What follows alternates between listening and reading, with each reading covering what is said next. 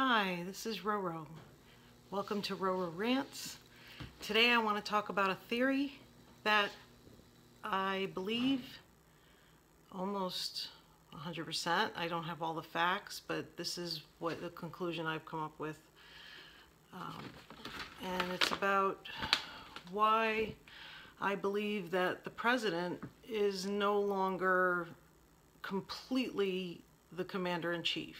I mean, I know he's labeled as commander-in-chief, but I don't believe he has full control of our military, whether we go to war. I mean, I know Congress technically has power over deciding whether we go to war, but this is not about that. This is about the way Obama, when he campaigned, he said he was going to end the wars in Iraq and Afghanistan. He was going to close Gitmo. He had all these things he wanted to do. Why wasn't he able to do it? Pretty much he followed exactly the Bush administration's policies on foreign affairs, the wars, everything. Pretty much followed to the T. Still, we have the wiretapping, NSA, all that. So, as I said before, you know, these past few years, I have spent all my time and energy in reading about politics, economics, foreign affairs, the government, how our government works. You know, as I said before, I was an engineer and a physicist, and when I was younger, I put all my energy into that. Then for about 20 years, I put a lot of energy into medical research. I mastered that field. Well, not really mastered, but I did really well in that. And now, because of the mess that our world is in, I'm putting my efforts towards economics, government, you know, the world. So anyway, go back to what I'm saying about why I believe the president can't do anything. Okay, Michael J Glennon, he wrote a book, and it's about this theory. He came up with this theory, not me. I've just been reading what a lot of different people say, and I never did buy into the whole New World Order crap. I mean, I know that there are multinational corporations that have a lot of power because they buy politicians. I'm not denying that, but there's something else at work here. And this Michael J Glennon, he's a professor of international law at Tufts University. Also, he was the former legal counsel to Senate Relations Committee under the Bush administration and Obama administration. And so he has a lot of inside information. The book has tons of footnotes, quotes from people. This man is very, very much an insider. He knows what's going on. And he had this question. You know, Obama campaigned on all these promises to end the wars, and what happened? Why wasn't he able to do this? And so he studied. This man is very, very, his credits are great. I mean, he's been cited as an expert in articles about American intelligence and torture by publications including The Economist, New York Times, Financial Times. He studied international relations in the Bush and Obama administrations. And then the book he wrote is Double Government. And it's about because there was a double government in England. Back in the 1860s, they called that a double government because they had like the monarchy and then they had the parliament, and the parliament was really the ones calling all the shots, but the public thought that the monarchy were the ones. I may be getting this wrong. I haven't read the book. I don't read whole books because, you know, it's too time consuming and boring and I don't have the time. I just read about his theories, watched some YouTube videos of him during interviews and people talking about his theory, talking about him, you know, speeches. I read some, all the links are in, if you go to Show More and look at all the stuff, I have all the links in there of everything. So if you want to look for yourself what he said. And also I put in there all the reviews of his book. His book got great reviews. It's a wonderful book. I mean, as far as being true and being proven and having facts.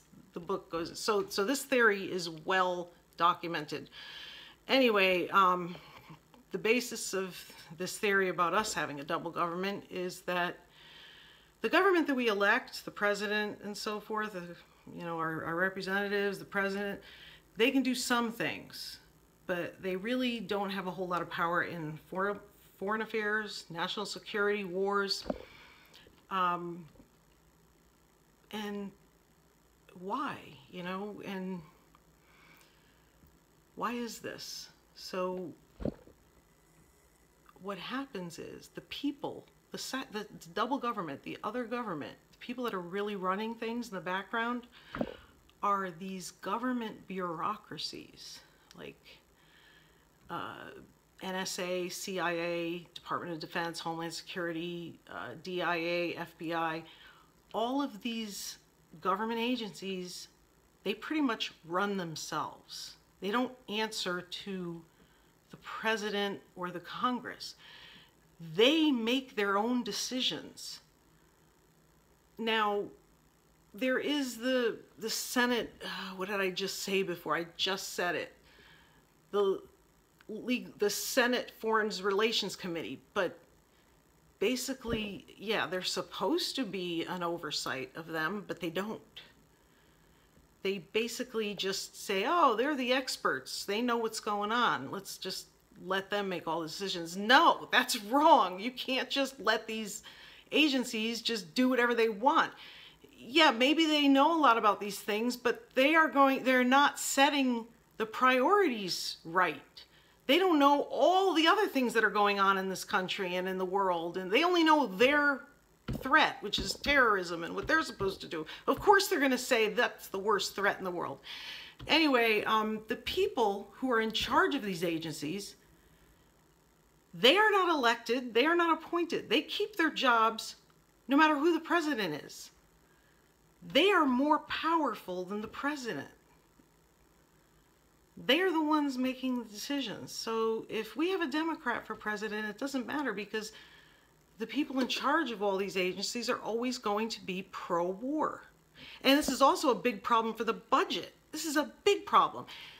This is why defense is now over half of our discretionary spending.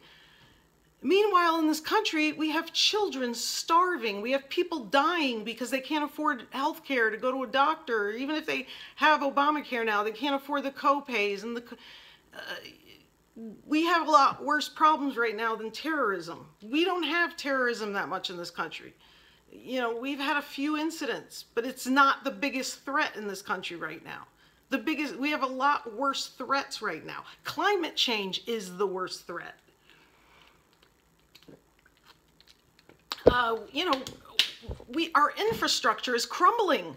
It gets a grade of D- in the world.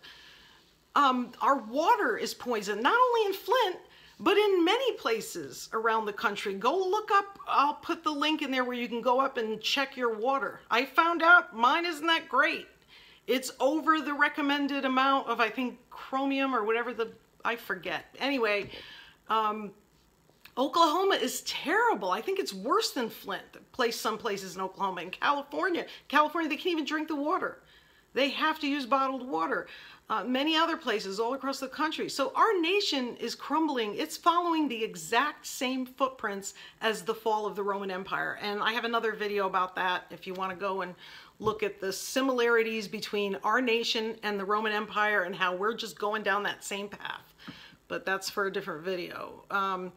Now, why are all these agencies pro-war? Are they all Republicans? Maybe, but that's not all it. Are they just trying to keep their jobs and make themselves relevant, and so they could make their budgets really big and have huge agencies and have...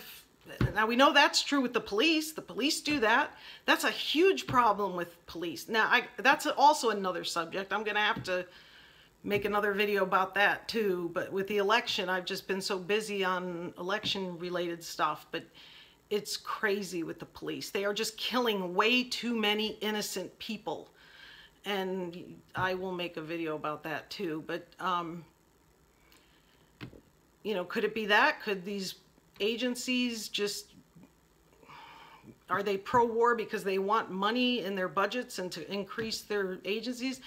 Could it be also that our elected officials, even though they know the public is against war, maybe they think for economic reasons that it's good because weapons and military equipment, those are our biggest exports and our economy depends on those things. Maybe they just do it for the sake of our economy. They don't want to lose all those jobs. I heard a news report, I forget which one, said that to Rand Paul, and he was like, aren't you worried about the jobs? He's like, yeah, let's bomb children, you know, but let's worry about the jobs. But I also think, you know, maybe it's a different reason. Now this is my stuff I'm talking about. This isn't in the book. The book just talks about how there is a double government. That theory is his, Michael Glennon. This part of it is mine, what I'm thinking of, okay? These are experts in this field of security. They are looking at all this information every day. And yes, it probably looks terrifying to them. But if they're not looking at the world as a whole or our country as a whole, they may not be seeing the terrorist threat for what it really is to us compared to all those other threats I talked about, like climate change and the police killing us and our water being poisoned and the infrastructure crumbling. They're only looking at security. So yes, they're going to blow it way out of proportion. Now, I have to give the NSA some credit. They did come out and say that climate change is the greatest threat to our nation and the world. I have to give them some credit for that, but they're still looking at it as a national security standpoint because they're predicting that it's going to cause wars for water and food. Instead of trying to change the world and prepare for it and, you know, make the world a better place to live in, either reverse climate change, stop the fossil fuel industries, or make, you know, biodomes where people can grow their own food and be dependent on solar energy and all that. Instead of doing things like that, they're more worried about, oh, we're going to have wars. So really, these agencies, that's all they care about is war. That's their solution to everything.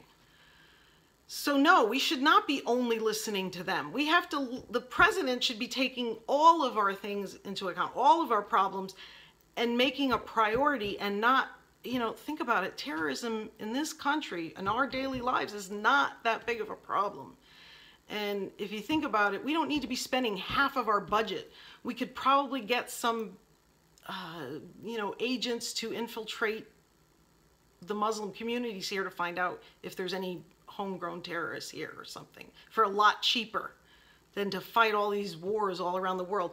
I'll make an analogy, and I'll make an analogy in the field of medicine because that's what I know. I have found that if someone has multiple chronic health issues, you know, their health is just a mess, it's best for them to go to their general practitioner, their family doctor, their primary care physician, whatever you call it, because that doctor knows a little bit about everything. He will look at all the causes of your diseases as a whole person to see what the greatest threat to your health is.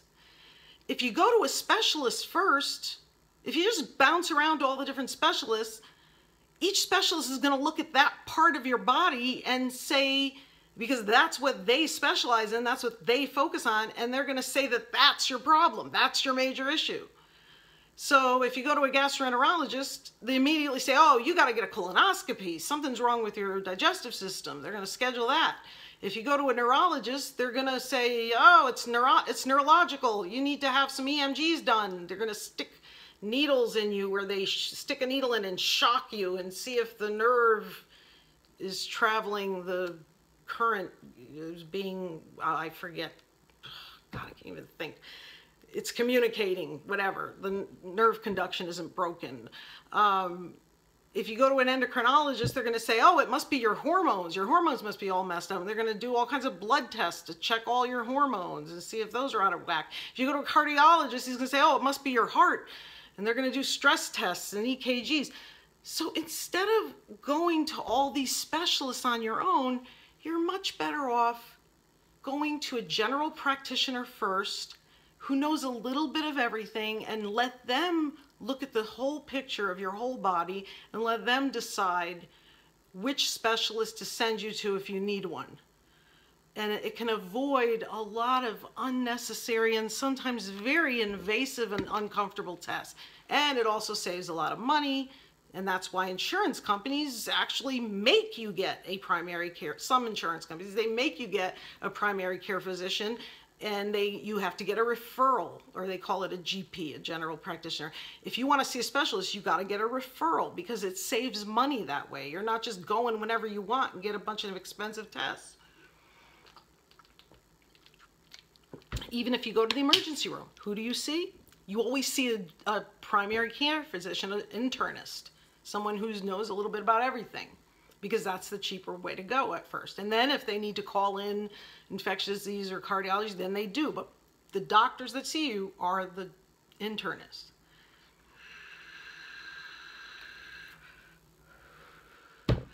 Okay, so for the analogy, let's say we changed our whole method of Western medicine to say that now we're going to make gastroenterology the most important branch of medicine. And we're going to say that our digestive system is the cause of all disease. Now, this is not so far-fetched. There are some people in the medical field, some alternative therapies, whatever, that do believe that one field of medicine could be the cause of everything. And some of them believe the digestive system is the cause of everything. They want you to go do colonics or whatever. And there are some that believe the spine is your cause of everything. Chiropractors, they think everything is due to the spine, and by doing manipulations with your spine, they can cure every disease. Or some people think everything is an infection, and you go to infectious disease doctors, treat the infections, and you'll get healthy. So this isn't that far-fetched, but let's say that all of Western medicine has changed to say gastroenterologists are now in charge of everything. They are the main primary care internists, everything. When you go to a hospital, you see them first. They decide everything. What would happen? They would be scoping everyone's butt. Everybody. Every time you went to a doctor, butt probe. They would change the suggested colonoscopy age from 50 years old to probably newborns. Instead of kids being afraid to go to the doctors because they're afraid to get a shot, they'd be afraid that they're going to get their butt scoped. Okay, this is ridiculous. This would be ridiculous. Not only because butt scoping everyone is totally unnecessary for most people and very invasive and downright dangerous, but it would also be ignoring all the other illnesses people might have. And they may be running out of time to, people could die running out of time to address all their other illnesses. So this is kind of what's happening with our government. The president is supposed to be the GP who looks at everything, all the things wrong in the country, and then decides what are our immediate threats, what do we need to solve first. But instead, what we have is we have the tail wagging the dog. We have the security agencies, NSA, the military, this defense, and NSA, CIA, all these agencies are doing their own thing and whatever the fuck they want to do. And we have them, they're like the gastroenterologists going around and just ass-fucking the whole world. And now they have military police state here in the U.S. driving around in our city streets in Humvees in full military gear, harassing and shooting our citizens. So now they're ass-fucking the whole country and all our citizens too. And I'm not going to go too much into the police because I have another video I'm going to make for that, but I did put a link to this one video. It says the police are bigger threats than the terrorists, and it's true. The statistics in this article are chilling. It's not a video, it's an article. In the land of the free, we are told to fear the terrorists, but in the United States, police kill 58 times more people than all terrorist activity against the U.S. civilians since 9/11. 58 times more people. That's the biggest threat to us, the police, not the terrorists. And I'm not talking about criminals, I'm talking about everyday innocent civilians. I will put the police video. If you just watch the first 15 minutes of that hour-long video, you will see raids of people's homes, that it was the wrong home where they shot the family dog. If anybody fucking shot my dog, I would be pissed. But anyway, I digress. Let me get back to this. So, you know, we have let's see, this is all talks about police. I'm not going to go into that because I'm going to make another video of that. So we have the heads of these agencies. This is getting too long. I'm just going to try to wrap it up. We have these heads of these agencies who are in charge of what our military does. They're in charge of war, and our president really can't stop it. Obama tried. He tried to stop it. When he first got into office, and he was given like two choices. Do you want to put 50,000 more troops in Afghanistan or 10,000 more troops? Those were his two choices. He was like, what the fuck? No, let's pull out. No, that wasn't his choice. He didn't have that choice. It was either 50,000 more troops or 10,000 more troops. Or maybe it was 30 and 10. I don't know. But those were the two choices he had. That was it. So that means to me, he's not commander-in-chief. If he can't make those decisions, he is not commander-in-chief. These unelected, unappointed heads of these departments are the ones calling the shots. That's not freedom. That's not democracy. And that is fucked up. And our military is what's causing a lot of these problems in the world. They are causing a lot of the terrorism by bombing other countries that were just minding their own business, by arming ISIS, by doing all these things. We're causing a lot of the problems. So anyway, I mean, I don't know how to solve this. I don't know what I would do. We need to have a way to change this so that the heads of these agencies are appointed by the president at the beginning of each term. So when a new president is elected, he gets to appoint for each of these departments who heads the department. And the president and the Congress have full control over what they do. I mean, I'm not saying we should get rid of the military. If other countries want to keep us in their country, a base in their country to defend them or something, they have to pay us. That's one thing that Trump is right about. They have to pay us. We can't be doing this shit for free. We can't be policing the world for free. We have too many things at home that need to be done. I think we should keep soldiers and police on a type of a reserve system where they get paid just to stay in shape, work out at the gym every day, stay healthy, and be ready. Maybe they can practice on simulations a few days or a month to stay in shape for any future threat that may come. I don't know, aliens? I have no idea. But they should not be practicing on us. This is bullshit. They are fucking killing us. The police are killing people left and right for no fucking reason. Innocent people. They need to be practicing in simulations on robots, whatever, but not on us. And not on citizens all over, not on people in other countries all over the world either. There's got to be a different way to be keeping up their skills. But this also goes along with Jill Stein's idea of, and some of the other people, progressives, are talking about, we don't need jobs anymore. There's going to come a time where we just don't need jobs because we don't have enough jobs for everybody. So we can't have police going around trying to justify their job by creating problems. So this reserve system thing would be great. And they could go to the gym, get healthy, and they should, because a lot of those fucking cops are fat and out of shape. Probably because they're working too many hours. They should not be working that many hours. They should just work a couple days a month in practice, and the rest of the time they're paid to just stay in shape, stay healthy, and just, all take turns doing the regular police work, but not trying to make up shit to, I'm getting too much into the police stuff. As far as the military, same thing. They are ready, like our military reserves, have a lot more of that and a lot less of active stuff. And like the astronauts, like in NASA, they train and pay all these astronauts. They only go up in space maybe once or twice in a lifetime. Maybe some of them, the really good ones, maybe once every 2 or 3 years. But for the most part, they're just training and staying in shape and keeping their skills up. That's their job. Training in pools of water to try to simulate it, you know. So and also the cops should be in classes working with de-escalation psychology, how to recognize medical emergencies so they stop shooting mentally ill and sick people and learn how to protect and serve instead of harass and shoot. But you know, we need to get rid of this huge defense budget, which is taking up half of our budget. And we need to focus our money on more significant threats in our country right now. Terrorism is not the biggest threat.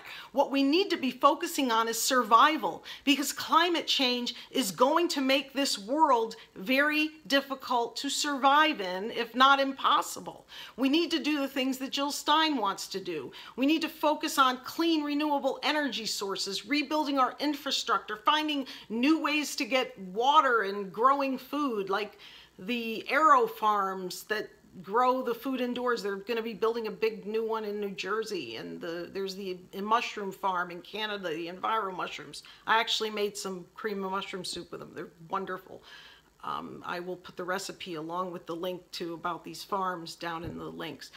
You know, so we need to transform our whole world from a profit-driven purpose into a survival-driven purpose. Otherwise, our species is doomed. So anyway, this is Roro. This was Roro Rants. Please leave me some comments. I hope you learned something, or I hope I got something across. Let me know what you think, because this is just a theory.